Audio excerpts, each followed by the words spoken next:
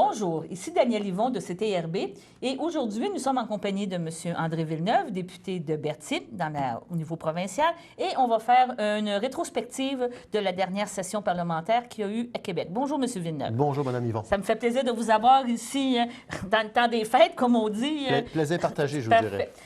Si on commence un petit peu, justement, on est dans le temps des fêtes. La session a terminé vendredi dernier, c'est ça? Elle a terminé la semaine passée, La semaine dernière, quand on parle du 4 décembre. Nous sommes aujourd'hui le 11 décembre. Et c'est quoi vos prochaines activités? C'est quoi votre planning, on pourrait dire? Là? Pour le reste, jusqu'à Noël? Mettons Noël. Jusqu'à Noël, bien, je vous à part dirais... la tourtière puis les parties. Oui. Bien, écoutez, on fait encore beaucoup de travail avec, que ce soit les élus municipaux, que ce soit avec les citoyens ou avec des représentants du monde des affaires. Il y a beaucoup d'incertitudes présentement sur le plan économique. Il y a beaucoup d'incertitudes aussi en éducation, vous le savez, que ce soit au niveau même des services de garde. Bon, bref, la situation est un petit peu tendue, un peu difficile. Alors, mon rôle, présentement, c'est vraiment de discuter avec les gens pour essayer de trouver des façons de faire bouger la machine quand on peut la faire bouger. Donc, ça veut dire que vous faites du bureau, autrement dit. Tout à fait. Oui, tout à fait. Du bureau, puis beaucoup de routes aussi. Beaucoup de routes parce que le comté est grand, alors je me déplace énormément sur le terrain. OK. Avez-vous Je sais qu'à la fin de l'entrevue, on va parler de la rencontre avec M. Péladeau, mais avez-vous d'autres choses qui sont, on pourrait dire, qui sont marquantes là, à venir pour les 2 prochaines semaines? Bien, on travaille beaucoup sur des dossiers de route présentement. Vous savez, même à Berthier, on a des problèmes avec les ponts. Certains ponts qui sont à une voie, bon, on a aussi les travaux sur l'autoroute 40. On a un pont à Saint-Émilie, juste en haut de Saint-Émilie d'Énergie, qui a été réduit à une voie. Et parce qu'on est très, très préoccupé par cela, parce que c'est le seul chemin l'hiver pour descendre de Saint-Zénon, Saint-Michel-des-Saints ou pour y aller. Alors, on est très inquiet à ce niveau-là. On est en relation directe avec le MTQ régional pour regarder les alternatives qui s'offrent à nous. Quand vous parlez de ça, quand même, à un moment donné, la neige va finir par arriver, là, si on s'entend. Et l'accès pour les motoneiges, parce que Saint-Michel, Saint-Zénon, c'est une grosse nature. C'est le plaisir de la motoneige, c'est l'argent qui manque. Sur le plan économique, pour eux, c'est très important l'hiver. On va se souhaiter 1 mètre de neige d'ici Noël. C'est ça, et mais un accès aussi, là, je veux dire. Oui, mais les motoneiges vont passer, mais le problème, c'est les autos, les camions. Puis, il y a beaucoup de transports de bois aussi qui descendent de Saint-Michel, Saint-Zénon en direction de Windsor.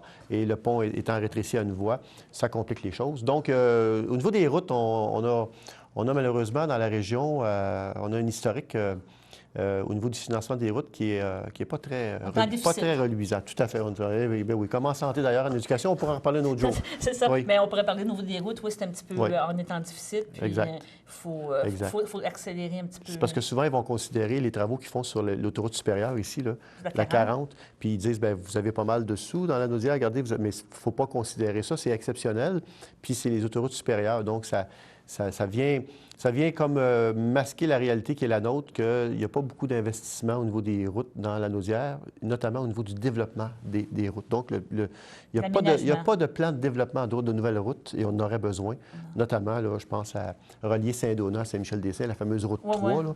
Mais bon, puis même ici, dans le secteur, il va falloir rétablir l'équilibre à un moment donné. Vous êtes le porte-parole de l'opposition en matière d'agriculture. Vous avez beaucoup de travail cette année, je pense, au niveau de l'agriculture. Est-ce qu'on peut en parler un petit peu? Là, bien sûr. Il y a beaucoup de choses qui se sont faites. On peut parler tout de suite, si vous voulez, le projet de loi 54, qui est le statut juridique de l'animal, projet de loi sur lequel on a travaillé pendant 3 mois. Alors, on l'a adopté la semaine passée au Salon Bleu à Québec. C'est un projet de loi qui vient resserrer les règles par rapport à notre relation avec les animaux, je peux le dire comme ça, à savoir s'assurer qu'il n'y a pas de maltraitance, que les animaux ne sont pas maltraités. S'ils le sont, bien, donnons-nous des outils, puis c'est ce qu'on fait avec le projet de loi, pour pouvoir donner des amendes plus salées, même ça va jusqu'à l'emprisonnement. C'est des nouvelles règles qu'on se donne avec le projet de loi 54. C'est important. Bien oui, puis on vient dire, parce que vous savez, depuis Napoléon, 1804, depuis Napoléon, dans le Code napoléonien, on disait que les animaux étaient considérés comme des meubles. Ça s'est perpétué dans le Code civil du Bas-Canada et ça s'est aussi perpétué dans le Code civil du Québec. Et là, on vient changer le statut juridique de l'animal dans le Code civil où on vient dire que ce n'est plus un meuble. L'animal n'est pas un meuble, mais c'est un être doué de sensibilité qui a des impératifs biologiques. Et là, on vient, avec le projet de loi, là, bien encadrer là, toutes les façons de faire, les nouvelles façons de faire, parce que vous savez qu'au Canada, on a une très mauvaise réputation en termes de cruauté envers les animaux. Usine à chien, comme on dit. Voilà. Alors, sur 10, on est peut-être les 4e ou 3e. Alors, ce projet de loi-là va nous permettre assurément d'améliorer la perception que les gens ont peut-être de la façon dont on traite nos animaux, mais aussi de façon concrète, de s'assurer qu'il y a un meilleur traitement des animaux. Puis je termine en vous disant que malheureusement, le projet de loi est très bon, mais malheureusement, le ministre a refusé de s'assurer que dans le projet de loi, on inclut le fait que tout animal, pour l'abattage rituel notamment, que tout animal nous, ce qu'on demandait, c'est que tout animal soit insensibilisé avant d'être abattu. Okay. Le ministre a refusé qu'on mette ça dans le projet de loi. C'est malheureux parce que je pense que la société québécoise est rendue là et c'est là qu'elle nous attendait. Et malheureusement, des abattages rituels sans insensibilisation vont continuer à se faire. Alors ça, c'est très malheureux. D'autres pays le font. D'autres pays en Europe ont décidé qu'il n'y aurait aucun abattage rituel à moins que l'animal soit assommé, insensibilisé avant de lui trancher la gorge. Je le dis comme ça. Comme on peut dire. Ben voilà. Et c'est malheureux que le ministre se soit refusé à cela, parce que ça aurait été une belle avancée, une belle opportunité de le faire dans le projet de loi. Là, on parle que c'était le projet de loi qui était déposé. Donc, les étapes, après ça, il reste à l'étude. Il reste l'étude des... Non, c'est réglé. Tout est adopté. On a commencé au mois de septembre, audition avec les différents groupes, les représentants des groupes. Après ça, étude article par article. On a terminé, on l'a adopté vendredi passé avec un appel... un vote nominal. Donc, chacun des députés s'est levé, puis tout le monde a voté pour le projet de loi. Donc, ça rentre en application quand? Il y a sanction du gouverneur général. C'était la dernière étape. Puis, selon moi, ça a dû être fait. C'est une formalité. Là. On s'entend. Oui. Alors, c'est fait. C'est en fonction. Maintenant, il faut évidemment le déployer. Il faut le faire connaître, ce projet de loi-là. Il faut que les gens sachent maintenant qu'il y a des nouvelles règles qui s'appliquent au bien-être animal. Et ça, c'est un travail de pédagogie, c'est un travail de diffusion. J'ai interpellé le ministre en lui disant qu'il faudrait qu'il déploie un plan pour justement s'assurer que tout le monde puisse, le plus de gens possible, puissent justement sachent maintenant c'est quoi les règles du jeu par rapport aux animaux. Alors, il faut les soigner correctement, s'en occuper correctement. Et si on voit des signes de maltraitance, c'est quoi? Il y a une ligne téléphonique, c'est le 1844 Animal. Ah, OK. On appelle là, et puis il y a des gens qui vous répondent et ils vont se déplacer pour aller voir s'il y a des problèmes. À faire des vérifications, des vétérinaires, des avec personnes... le nouveau projet de loi là, avec lequel ils vont pouvoir travailler, avec la nouvelle loi, dans le fond. On a aussi un petit problème, je pense qu'on parlait justement de l'accaparement des terres. On parlait au niveau des agriculteurs qu'ils ont beaucoup de difficultés. Bien, écoutez, l'accaparement des terres, moi, j'ai apporté le sujet l'année passée, un mandat d'initiative de la Commission sur l'agriculture. Les libéraux, les caquistes ont accepté qu'on fasse un mandat d'initiative. On n'a pas terminé, on devrait terminer après les fêtes. Je vous dirais que présentement, autant parce que je ne vais pas parler pour eux, on verra, mais je comprends, je vois pas mal où ils veulent aller, là, mais eux ne semblent pas reconnaître ce problème-là. Eux, ce qu'ils disent, il n'y en a pas de problème, mais il y a un réel problème d'accaparement des terres, que ce soit par la financiarisation, c'est-à-dire par des agriculteurs qui vont acheter des terres pour pouvoir s'agrandir, ce qui est tout à fait correct. Mais là où on a un problème, c'est que quand je parle de financiarisation, je parle de fonds d'investissement privés qui achètent des blocs de terre. Ça fait monter les prix. Et puis pour eux, c'est un investissement. Ça devient une valeur refuge. Et le problème, il existe, il est réel. Maintenant, il faut le mesurer, ce problème-là. Est-ce que ces terres-là sont exploitées quand ils sont dans le but d'investissement? Est-ce qu'il y a des choses d'exploitation? Le problème, ce que ça risque de poser comme problème, c'est que ces gens-là, ces fonds d'investissement-là, souvent, ils vont acheter des grands blocs de terre dans des endroits comme le Lac-Saint-Jean ou le Bas-Saint-Laurent ou la Naudière, c'est un peu moins, mais il y en a quand même. Et ce qui arrive, c'est que ça devient des grands blocs de terre. Ces gens-là viennent semer au printemps, ils repartent, ils reviennent à l'automne pour récolter. Fait au niveau des retombées économiques de la communauté, il n'y en a pas beaucoup, là. Et d'autant plus que ces grands fonds-là, ils ont beaucoup d'argent. Alors, ils peuvent acheter ailleurs que dans la coopérative du coin ou la quincaillerie du coin. Ils achètent en gros, aux autres là. Alors, c'est sûr que les retombées, donc ça vient d'une certaine façon, mettre en danger le modèle qu'on s'est donné comme au Québec, à savoir d'avoir un modèle de ferme familiale. C'est ça. Alors là, il y a un risque. Maintenant, je ne dis pas que c'est généralisé. C'est pas généralisé, on le saurait. Donc, mais on voit qu'il y a un risque, il y a une pente ascendante. Maintenant, il faut s'assurer que, comme société, on prenne les bonnes décisions, qu'on fasse les bons choix, puis qu'on se donne les outils pour arriver à l'objectif qu'on se sera fixé comme société, et non pas laisser aller les choses. Parce que le problème de transmission se trouve là aussi. Parce que l'agriculteur, malheureusement ou heureusement, comme dans une entreprise, souvent, le père, l'agriculteur qui a hérité de son grand-père et tout ça, lui, son fonds de pension, c'est sa terre, c'est ses choses, il est peut-être d'accord pour le transmettre à ses enfants, mais en autant que les enfants veulent, premièrement, s'en occuper. Puis, normalement, problème. Souvent, qu'est-ce que c'est, malheureusement, je pense aussi, puis c'est pas de mauvaise volonté, mais il ne veut pas nécessairement le donner à zéro. Là, il veut faire une retraite bien méritée, puis ça y prend des sous. Ça y prend des sous. Ça, c'est un problème de transfert de terre. Mais donc, quand on arrive avec comme vous dites, avec les grands fonds d'investissement, l'autre arrive en disant, regarde, on va te donner ton 2 millions. Bien, c'est ça. Ils ont l'argent, eux autres, ils n'ont pas de limite. Puis lui, il va dire, j'ai 2 millions, 2 millions versus 500 000, je vais prendre le 2 millions. Puis ils ont des sommes considérables, puis ils peuvent bouger très vite. C'est ça. Voyez-vous? Alors, si un jeune veut acheter une terre, il faut qu'il aille voir, essayer de trouver des fonds, faire certaines démarches. Et le temps qu'il fait ça, là, le fonds, l'investissement, lui, il arrive, puis il fait le chèque. C'est fini. Puis il s'en fout, là. Parce que dans le fond, les terres deviennent une valeur refuge. Parce que la terre, vous savez, aujourd'hui, il fait quoi? 12-13 degrés dehors. Là. On est au mois de décembre, là, il fait 12-13 degrés. Donc, il apparaît que les terres au Québec sont un bon investissement à long terme, puis les spéculateurs le savent. Donc, ça devient un peu comme l'or. Au lieu d'investir dans l'or, maintenant, il investit dans les terres agricoles parce que dans 10 ans, on va être encore là, ça n'en ira pas, là. Et on sait que la population mondiale augmente en croissance. Et les terres agricoles, à travers le monde, on perd 30 millions d'hectares de terres agricoles par l'érosion. Donc, les terres prennent de la valeur beaucoup. Puis avec le réchauffement aussi, et l'autre risque, c'est que nos jeunes, la relève, louent ces terres-là à des fonds d'investissement et donc ils deviennent des locataires au lieu de devenir des propriétaires. Puis quand on est locataire d'une terre, on n'a pas de...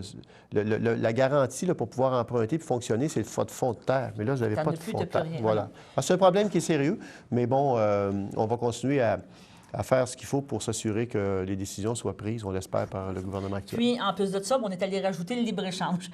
Le fameux traité, encore là, il y a beaucoup d'incertitudes. Bien, écoutez, il faut faire attention. Présentement, regardez bien ça, là, on a l'OMC, l'Organisation mondiale du commerce, ça, c'est une chose. Ça, c'est les règles du commerce sur la planète, ceux qui en font partie. Là. Et puis, ceux qui en font partie ne veulent pas sortir de là parce que c'est un organisme qui permet justement d'échanger puis de faire du commerce interpays. Et vous avez évidemment l'ALENA, qui est le Mexique, Canada, États-Unis. OK? Et vous avez maintenant... vous avez l'Européen, Europe-Canada, qui devrait être ratifié, on pense, d'ici 1 an ou 2.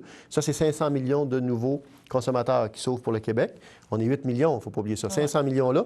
Puis vous avez le Trans-Pacifique, qui, lui, c'est 800 millions de nouveaux consommateurs. Ouais. Ça fait 1,3 milliard, un marché énorme. Mais si le Québec veut vraiment pouvoir, et ça, c'est pas juste en agriculture, c'est dans tous les domaines, si le Québec veut ne pas être avalé par ce marché-là, mais plutôt en profiter, bien, il faut se donner des stratégies de politique économique. Il faut se trouver des stratégies au niveau de l'agriculture, transformation de l'agriculture. Il faut vraiment que l'État travaille avec l'ensemble des partenaires sur le territoire du Québec pour créer une synergie puis être en mesure de profiter de ce marché-là qui s'en vient. Sinon, on va donner les moyens. Ben oui, parce que sinon, on va se faire, je m'excuse de l'expression, mais on va se faire bouffer, littéralement. Mais là, c'est une opportunité. Maintenant, il faut vraiment se donner les moyens pour pouvoir profiter de ces opportunités-là comme nation, comme Québec. Les mesures compensatoires, c'est juste une béquille? Bien, les mesures compensatoires, d'abord, on a vu que M. Trudeau ne reconnaît pas les mesures qui avaient été annoncées par M. Harper. De toute façon, les mesures que M. Harper avait annoncées ne sont pas suffisantes parce que pour toutes sortes de raisons. Ça peut être utile pour permettre une transition, mais c'est toujours une question de temps aussi. Il ne faut pas le faire sur 2 ans, il faut le faire des fois sur 7, 8, 9, 10 ans pour y arriver. Mais vous ne pourrez jamais concurrencer. Je donne l'exemple en agriculture. Là. En Nouvelle-Zélande, là, ils produisent beaucoup de lait. Mais les vaches, là, ils restent dehors à l'année longue. Ici, vous avez des gens, là, justement, je ne veux pas les nommer, mais il y a des gens là, à Sainte-Élisabeth et ici à l'Île-du-Pas qui investissent dans des étables. Là. Ça lui coûte 1,5 million, 2 millions. Là. En Nouvelle-Zélande, ils mettent les vaches dehors puis ils laissent dans le pâturage. Ça ne coûte rien, ça. Mais ici, il faut construire une bâtisse de 1 million, 2 millions. Il faut la chauffer, il faut l'entretenir avec les équipements. Alors, on ne sera jamais capable de concurrencer la Nouvelle-Zélande au terme du coût de production. Ils seront toujours moins chers que nous. Alors, c'est pour ça qu'on a une gestion de l'offre ici qui protège nos agriculteurs, qui protège le marché, parce qu'on veut avoir des produits de qualité qui viennent d'ici. Et nos agriculteurs sur le territoire structurent le territoire. Ils permettent aux communautés de se développer, d'occuper le territoire, parce que, comme on le disait tantôt, ils vont acheter des choses, ils vont faire rouler l'économie. Alors là, si l'État ne vient pas en appui au monde agricole, bien écoutez, je ne pense pas que ce soit une bonne nouvelle que demain matin, on dise, bien, on importe tout ce qu'on consomme parce que ne pas être autosuffisant. Ne pas être autosuffisant au niveau alimentaire, il ne faut jamais arriver à ça. Là. Puis moi, je vais vous amener un autre argument que peut-être moi, je vois d'une autre façon, c'est qu'on essaie d'être beaucoup on pourrait dire environnementaliste, pro-écologique, mais quand on lait vient de la Nouvelle-Zélande, que ça prend 24 heures à s'en venir, ça ne prix du gaz. Tout à fait. C'est beau arriver de dire qu'il est moins cher, mais c'est parce qu'au niveau environnemental, le cargo qui a amené ça, là, il en a dépensé du diesel puis du gaz à effet de serre, des choses comme ça. Tout à fait. À un moment donné, il faut penser un petit peu le rapport entre les deux pour avoir un équilibre. Puis n'oubliez jamais que nous, ici, l'électricité est produite avec l'hydroélectricité, alors que dans certains pays, c'est du charbon, très, très hautement polluant. Alors, le produit qui arrive ici, qui vient d'un autre pays, il faut toujours regarder, il a été fabriqué de quelle façon, quelle énergie on a utilisé pour le fabriquer, parce qu'ici, on a la chance d'avoir l'hydroélectricité qui fait en sorte qu'au niveau des gaz à effet de serre, bien, on est vraiment... On produit 6 tonnes par habitant. L'Alberta a produit, je pense, c'est 40 ou 50 par habitant. Alors, voyez-vous, on est vraiment on est parmi les meilleurs là, en termes de production. Comme on dit dans les leaders. Oui. Je pense justement que, aux choses au sommet là, la COP21, la COP21, c'est ça. Le Québec a été cité en exemple, puis il était quand même présenté. Oui. Quand même. Il y a encore des efforts à faire, là. C'est pour ça que je dis. Mais il y a quand même un bon chemin. Oui, mais je comprends. Mais quand le premier ministre est allé dire en Europe, ce qu'il n'a pas dit ici, à savoir, il est allé dire en Europe qu'il voulait, lui, là, qu'il y ait 100 000 véhicules électriques, là. Puis que quand on regarde les argents qu'il a mis à disposition pour y arriver, il manque 300-400 millions. Ça ne marche pas. Là, il va falloir qu'il balance ses chiffres, de un. Et de deux, quand le premier ministre du Québec s'en va en Europe, il dit ce qu'il dit en termes de mettre fin à l'utilisation du pétrole, puis qu'il est très favorable à ce qu'un pipeline, l'Énergie Est, passe notre territoire avec 1,1 million de barils par jour. Et ce que le premier ministre Trudeau a dit hier, il a dit que lui, dans la nouvelle norme environnementale, la nouvelle étude environnementale, il va calculer les gaz à effet de serre de ce pétrole-là, alors que M. Couillard se refuse de le mettre dans son étude. Ah, ça, c'est un dossier encore. Il va falloir que M. Couillard revienne, mais il est revenu, là. Mais là, il va falloir qu'il s'explique parce que là, on ne comprend plus rien. On comprend plus rien. On va faire une petite pause, puis on va parler maintenant après ça au niveau local, au niveau de la région aussi de Berthier. Ça marche. Bonjour, ici Marie-Soleil Michon. Vous regardez CTRB TV.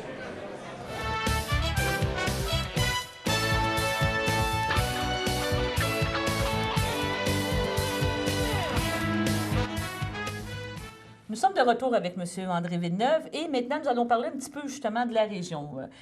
Pendant la pause, on se posait justement la question, c'est quoi l'économie de Berthier? Qu'est-ce qui se passe un petit peu dans le coin? Vous aviez un petit peu d'opinion là, en disant qu'est-ce qu'on pourrait peut-être essayer de trouver ou qu'est-ce que les politiciens ou notre gouvernement devrait peut-être un petit peu s'investir. Hein? Écoutez, je sais que dans Berthier, dans le Grand Berthier, on a des gens d'affaires parce que vous savez que les PME, c'est ça qui crée de l'emploi. C'est le fun d'avoir une grande entreprise, mais en général, les PME, c'est eux qui créent l'emploi. C'est eux qui permettent justement d'avoir une économie vigoureuse.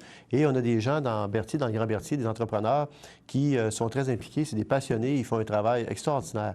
Mais on voit qu'il y a un ralentissement présentement économique qui n'a pas lieu d'être. En tout cas, bref, moi, ce que je vous dis, c'est que le gouvernement, actuellement, je ne comprends pas, puis je vous le disais tantôt, il y a des gens intelligents là, au gouvernement, là, M. Letao, M. Coiteux, M. Daou. Je ne comprends pas que ces gens-là ne nous aient pas présenté une politique économique encore. De relance, là. De relance, mais rien qu'une politique économique, ça serait déjà pas mal. Là, on va l'appeler de relance parce qu'elle a tellement tardé qu'effectivement, il faudrait relancer. Là. Mais je trouve ça malheureux parce que, vous savez, Aristote disait que le tout est plus grand que ses parties. Oui. Donc, ça veut dire quoi? Ça veut dire créer de la synergie, ça. Ça veut dire s'assurer que tout le monde travaille ensemble puis pousse dans la même direction. Alors ça veut dire quoi? Ça veut dire non pas de l'aide de l'État, mais un support, un appui de l'État pour permettre à nos PME, justement, de pouvoir se développer à leur plein potentiel. Et c'est ça que ça prend au Québec présentement. Leur donner des moyens de faciliter. Là, ça va prendre un survoltage, là, un électrochoc, et ça peut venir, ça peut venir en partie aussi, pas juste du gouvernement, mais le gouvernement est un acteur majeur, important. Là. C'est énorme, là, ce que le gouvernement injecte. C'est une machine importante, le gouvernement. Alors, il faut l'utiliser pour, justement, pouvoir soutenir et supporter nos industries, ce qui permettrait, évidemment, à Saint-Gabriel de Brandon, comme à Haute-Matawini, comme à Lavaltrie, comme à Berthier, puis comme dans tout le Québec, de pouvoir, justement, là, redynamiser nos régions. Ça nous amène à parler du traversier. Vous disiez tantôt que ça a des impacts sur l'économie d'ici parce qu'il a été fermé pendant 3 semaines. Et oui, effectivement, on va glisser sur ce dossier-là, qui, à mon avis, n'est pas un dossier tellement compliqué. Je pense que ça va prendre des décisions politiques pour arriver à la régler. Oui, moi aussi, hein, pour arriver à la régler, parce que, je le disais tantôt, les gens de la santé qui font des greffes présentement, là, bien, ils ont le droit de faire des greffes, c'est correct, ils font des moyens de pression, mais ils sont encadrés. Il y a des services essentiels, hein, on comprend que là, on parle de vie humaine. Services de base, comme on dit. Services de base essentiels.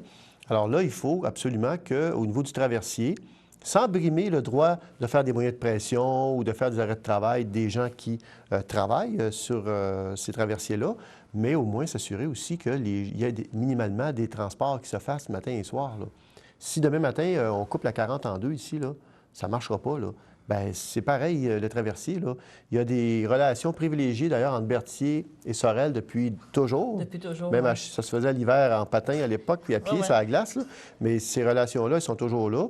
Puis, il s'est vraiment interrelié les deux ensemble. Bien, il faut s'assurer qu'il y a un service essentiel. Puis c'est d'autant plus important parce qu'avec tous les travaux routiers qu'ils vont faire à Montréal, tout à fait. Là, vous avez raison. On l'a quand même, on l'a vécu là, une semaine au mois d'août, au mois de septembre, quand il y a eu un gros accident qu'il y a eu dans le tunnel et tout ça, ça s'est retrouvé qu'ici, on avait comme 2 heures d'attente, que ça veut dire c'était un besoin. Là, je veux dire, c'est pas juste dire, c'est pas plaisancier, c'est pas juste un service local. C'était vraiment un service, on pourrait dire, provincial, autant qu'un un pont, puis, ou tu as un pont, ou tu as un tunnel à Montréal, bien, il faut avoir quelque chose ici entre Montréal et Trois-Rivières. Là. Ça devient un lien routier. C'est ça. un lien routier, alors il faut s'assurer que ce lien routier-là, il ne soit pas brisé de façon continue.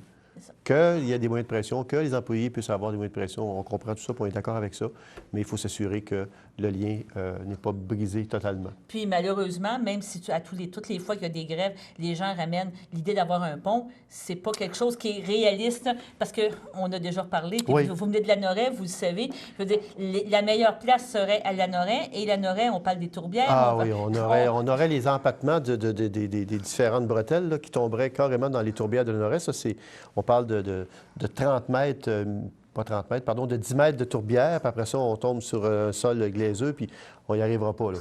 C'est pas l'endroit. C'est vraiment pas l'endroit. C'est vraiment pas les aciers. Tout peut se faire, mais là, on viendrait mettre en péril un bijou environnemental extraordinaire que sont les tourbières. Alors, il y a pas... C'est pas pensable de faire ça là. Et puis, moi, je pense que si on réussit, justement... Refaisons le pont à Montréal, là, correctement, puis concentrons-nous sur le transport en commun, là. Oui. Hein? Parce que c'est ça l'avenir, on le sait. On parlait tantôt de la COP 21 qui se tient présentement à Paris, donc pour les changements climatiques. La meilleure façon de faire notre effort au Québec pour les changements climatiques, c'est de réduire nos transports individuels et d'aller vers le transport en commun, la voiture électrique, entre autres. Là. Oui, c'est ça. Alors, c'est vers ça qu'il faut aller, c'est vers ça qu'il faut tendre. Alors, on aura beau... Regardez à Montréal, ils rajoutent des ponts, ils rajoutent des voies. C'est toujours congestionné. Je pense que c'est pas ça le bon chemin à suivre. Puis le traversier répond tellement à des gens de la population. Exactement. Il est toujours, je vous dirais, toujours plein. Puis tout ça, que c'est un service qui est encore là. C'est un transport en commun, mais d'une façon différente. Oui. On peut parler aussi un petit peu... au niveau de la région, je veux dire, vous vous êtes impliqué, comme vous disiez tantôt, au niveau de l'agriculture. Au niveau de la santé, de l'éducation, vous avez fait le tour. Je sais que vous êtes allé rencontrer des gens au niveau des CLSC. On vous a suivi un petit peu là, dans les derniers mois. Mais... En fait, on est allé à Saint-Michel-des-Saints, on est allé à Saint-Gabriel. Il y a aussi un problème évident là, qui se vit ici à Berthier. Mais je vous dirais que Saint-Michel, Saint-Gabriel, c'est plutôt précaire aussi comme situation. Au niveau des services, au niveau... Puis regardez, le personnel qui œuvre dans le système sont extraordinaires. Là. Moi, les infirmières, les infirmiers, les professionnels de la santé, je leur lève mon chapeau. Ils font un travail fantastique. Le problème, c'est qu'ils n'ont pas des moyens, ils n'ont pas les moyens pour pouvoir... Et ils n'ont pas non plus le nombre de ressources nécessaires. Puis il y a aussi le problème criant de manque de médecins qui est là depuis longtemps. On en parle, ça fait 10 ans. Oui, la Naudière, on a vraiment et on a su, vous savez qu'on n'a pas été là longtemps au pouvoir, on était là 1 an et demi, là, mais pendant ce 1 an et demi-là, on avait réussi parce on est à moins 40 en termes d'équité ici dans la Naudière. Donc, on a 40 millions de moins par année pour fonctionner au niveau de la santé dans la Naudière versus les autres régions du Québec. C'est pas normal, ça. On n'est pas des citoyens de seconde zone. On avait réussi en 2013 à baisser ça de 40 à moins 40, on l'avait baissé à moins 20. Donc, on avait fait la moitié du chemin pour ramener l'équité en santé dans la Naudière par rapport aux autres régions du Québec. Et là, on a appris de la bouche même du nouveau PDG du CIS là, que c'était remonté, je pense, à 37 ou à 35 Puis millions. je pense aussi qu'il y a eu une nouvelle politique d'établir que ça va être plus difficile d'avoir des accès à Montréal aussi. Hein? Je pense que ce que j'ai entendu. Possible. On verra, là, on est dans la mécanique. Là, puis, ils nous disaient que le CHUM, puis ouais, tout ça, ouais. accepterait plus, là, parce que souvent, si les gens de la région aussi, bien, quand on va avoir un service plus pointu, plus spécialisé, on avait comme un réflexe normal, je vous dirais, d'aller à Montréal, d'avoir des choses. Parce que si on les a pas, les services, comme à un moment donné, il faut trouver... Bien, vous savez, il faut... Nos régions, là, regardez, juste je vais donner quelques chiffres, là. Les régions, là, c'est 25 de la population. OK? C'est 30 du PIB, c'est 370 000 emplois.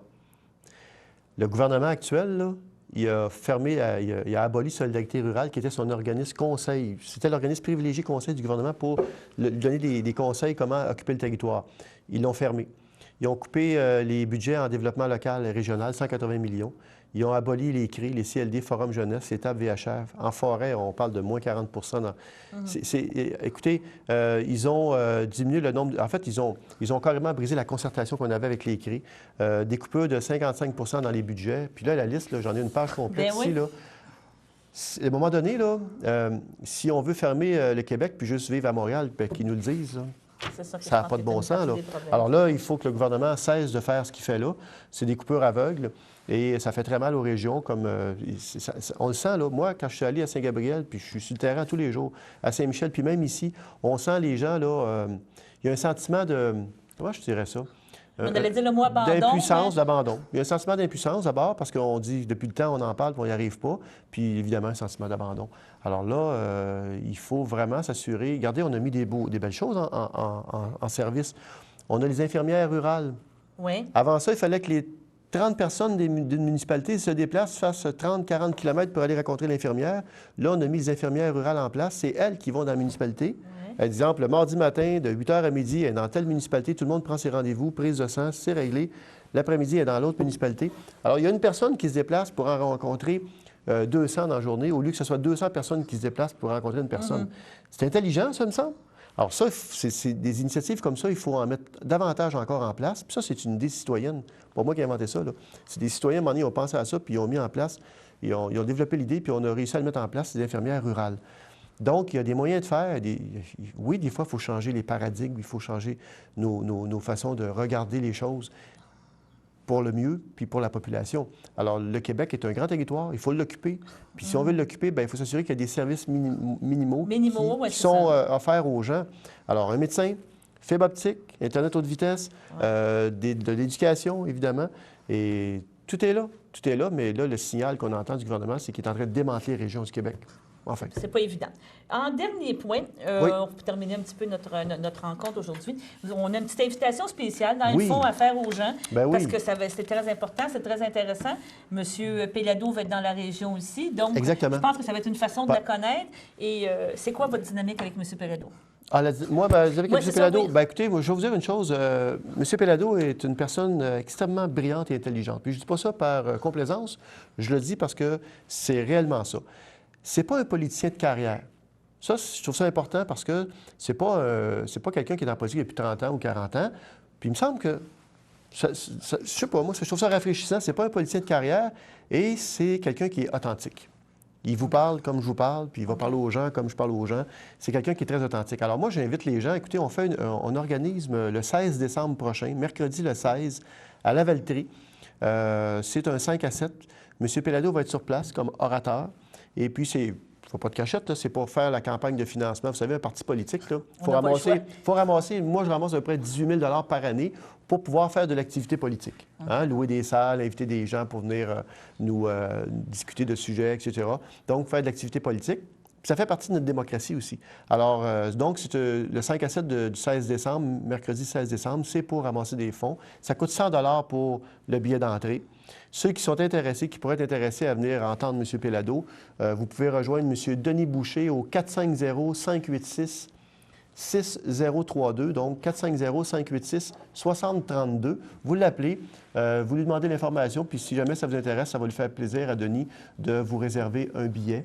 À date, on a une centaine de personnes de confirmées. On devrait être à peu près 150. Je pense que ça va être une soirée très intéressante. Puis je termine en vous disant que là où ça va se passer, La Lavellerie, c'est l'ancienne caisse populaire. C'est Oui. l'entreprise d'évolution, une entreprise du 21e siècle, là, style à la Microsoft, là, avec la salle de gym, puis les jeux de bébé-foot, puis les machines à boules, puis tous des îlots à air ouverte.